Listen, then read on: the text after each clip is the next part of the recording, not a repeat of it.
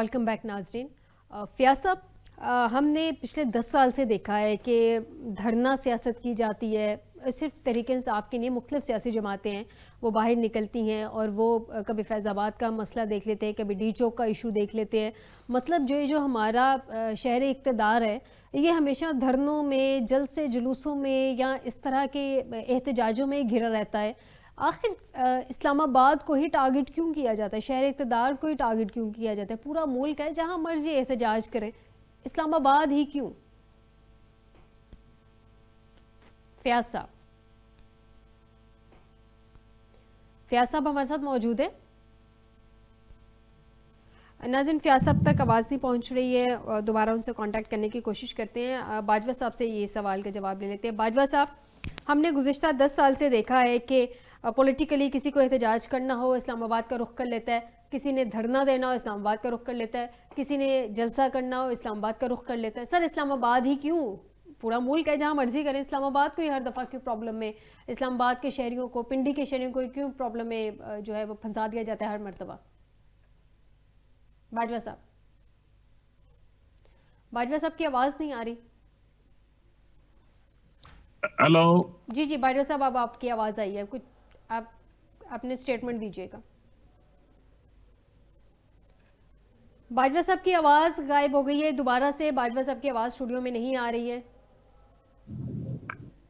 बाजवा साहब, जरा अपना माइक चेक कीजिएगा। आई गेस आपकी तरफ से माइक म्यूट है।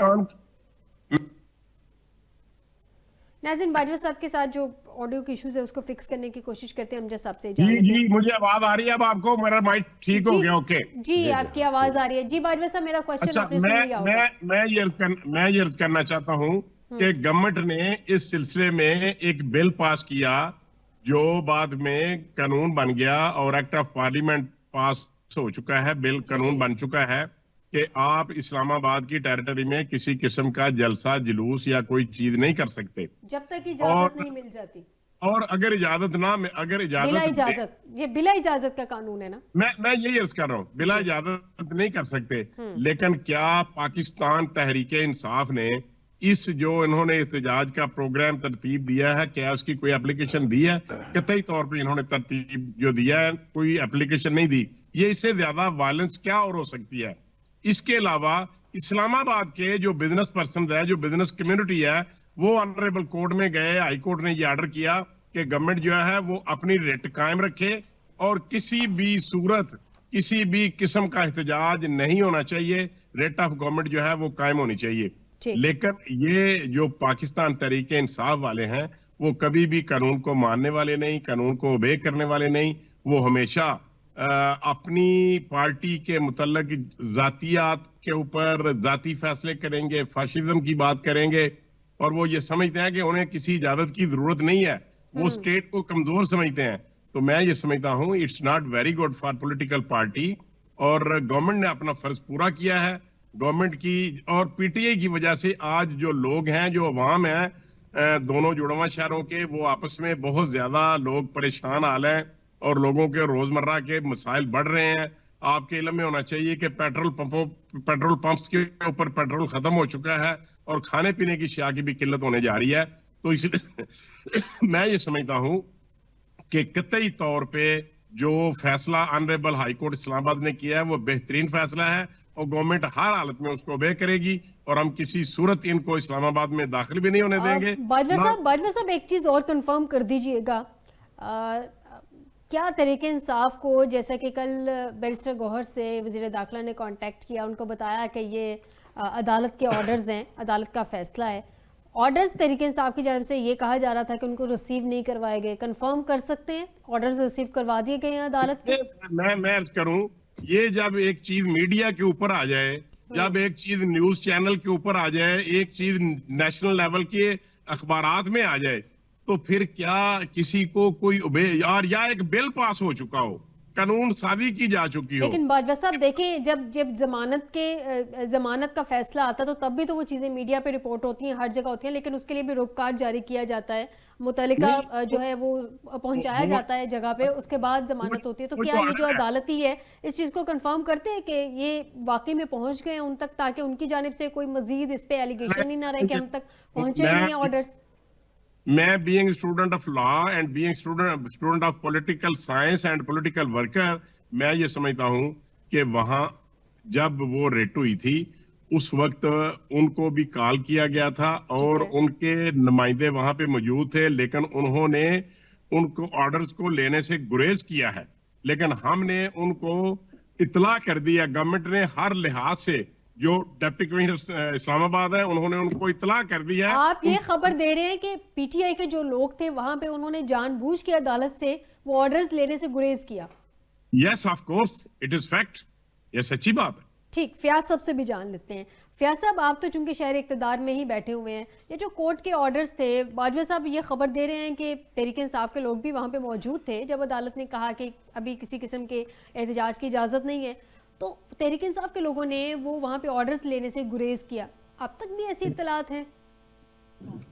नहीं, जिस टाइम ये पेश हुए थे मोहसिन नकवी, मैं कमरा अदालत में मौजूद था, ठीक है, तो उस वक्त तक जो पाकिस्तान तहरीक इंसाफ के वकला हैं वो वहां से रवाना हो चुके थे। इसकी वजह यह है कि उससे कबल इमरान खान और जो बुशरा बीवी की तोशा खाना वन केस में सजाओं के खिलाफ अपीलों पर समाअत थी, वो समाअत हुई और समाअत होने के बाद बैरिस्टर अली जफर हुसैन आए थे और वो वहां से रवाना हो चुके थे। उसके बाद 4 बजे का वक्त मुकर्रर था। 4 बजे जब आए, उसके बाद अदालत ने जो इस पे एक प्रोसीडिंग की, प्रोसीडिंग करने के बाद कहा कि इस पर हम ऑर्डर जारी करेंगे। फिर रात को तकरीबन 9 बजे के अराउंड अबाउट ये ऑर्डर जारी हुआ था और उसके बाद जो है, जिसमें ऑर्डर में ये लिखा गया था कि मोहसिन नकवी साहब वज़ीर दाखिला को हदायत की गई थी कि वो जो है उनसे कांटेक्ट करें और उनको अदालती फैसले से मुतालिक भी बताएं और उनको इंगेज करें ताकि जो मामला जो है वो बातचीत से हल हो सके। उसके अलावा उनको ये भी कहा गया था कि अदालत ने उम्मीद का इजहार भी किया था कि उम्मीद करते हैं कि वो पॉलिटिकल पार्टी भी इस मामले को देखेगी, इस मामले की हसासियत को देखेगी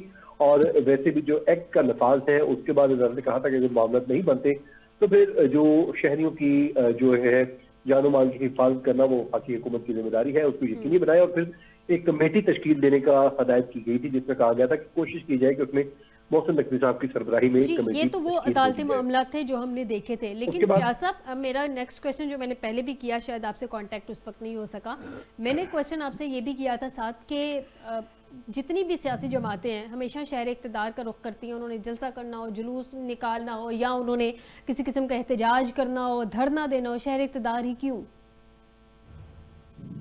देखिए, वफाकी दारुल-हुकूमत है, ज़ाहिर है हुकूमत को प्रेशराइज करने के लिए इस्लामाबाद का रुख किया जाता है कि यहाँ पर आके जब आप कोई धरना देते हैं तो डायरेक्टली वफाकी हुकूमत को जो प्रेशराइज करना मकसूद होता है ताकि वफाकी हुकूमत से डायरेक्टली अपने जो मुतालबात हैं वो तस्लीम करवाए जा सके। और इस वक्त तो आपको पता है जो मुतालबा है वो तो इमरान खान की रिहाई का मुतालबा है, तो वो मेरे ख्याल में महज वफाकी हुकूमत के हाथ में भी नहीं है, ये आप सबको पता है, हमें भी मालूम है। उसके अलावा जो है मामला कोर्ट में भी है, कोर्ट के जरिए ही ये होना है, ये नहीं होगा कि जो है आप वैसे ही बाहर आ जाए, क्योंकि इस वक्त एग्जैक्टली मामला था अदालतों में। फयाज साहब, वक्त की किल्लत है, आपको पॉइंट आ गया, मैं अमजद साहब से भी उनका लास्ट पॉइंट जान लूँ। अमजद साहब, अदालती ऑर्डर्स पे आके बात फिर रुक जाएगी कि अदालत ने तो कह दिया कि एहतजाज की इजाज़त नहीं है। यकीनन ये देखिए, जब इसके बावजूद अगर पीटीआई आती है तो वो तौहीन अदालत होगी उन तक, जैसे अभी फयाज साहब ने भी बताया और मीडिया के ऊपर भी चल गया। और फिर एक वेबसाइट होती है अदालत की, उसके ऊपर इस तरह के फैसले फौरी तौर पर अपलोड किए जाते हैं। ये कोई नहीं कह सकता कि हमें पता नहीं था, लेकिन उसके बावजूद आने का मतलब ये है कि आप तौहीन अदालत कर रहे हैं और इसके ऊपर जो भी कार्रवाई बनती है वो फिर वो होगी। लेकिन मेरा ख्याल जा सकता है कि हमें तो ऑर्डर रिसीव नहीं हुए। जी, मैं यही अर्ज कर रहा हूँ कि ये वज़ीर दाखिला ने उनको पहुंचा दिए, उनको ये कॉल पे बता दिया, जी बिल्कुल बता दिया कि ये ऑर्डर्स हैं और उनको फॉलो करना चाहिए और देखना चाहिए। जैसे आपने कहा कि क्यों इस्लामाबाद, ये असल में होता ये है कि आपने रियासती जो काम है, आपने जो हुकूमती मशीनरी है उसको मफलूज करना, उसको रोकना है। मकसद सिर्फ ये होता है कि जी इसको रोक दें और जो पब्लिक के, अवाम के और मुल्क के जो काम है वो सारे के सारे रोक दिए जाए, चाहे उसका रोजाना 200 छोड़कर आप 1000 अरब रुपए का नुकसान करें, कोई परवाह नहीं, बस हमारी बात सुनी जाए। ये एक सोच, एक जो ट्रेंड है, इसको चेंज होना चाहिए। जैसे बाजवा साहब कह रहे हैं कि शहर इक़्तिदार में ग़िज़ाई किल्लत का भी अभी वहाँ पे प्रॉब्लम सामने आ रही है, जैसी बात है पूरा शहर बंद है, तो ऐसे में क्या बेस्ट स्ट्रेटजी क्या होनी चाहिए? इसके लिए मेरा ख्याल है कि जी कि ये एक तो ये जैसे पीटीआई को भी सोचना चाहिए, कहीं बाहर पेशावर मोड़ के ऊपर या कहीं करीब किसी कोई जगह ले वहाँ पे बैठे, एहतजाज करें, धरना दें, कोई महीना 2 महीने 3 महीने जहाँ पे मर्जी बैठे रहे, लेकिन बाकी लोगों को तकलीफ ना दें, रास्ते खोलें।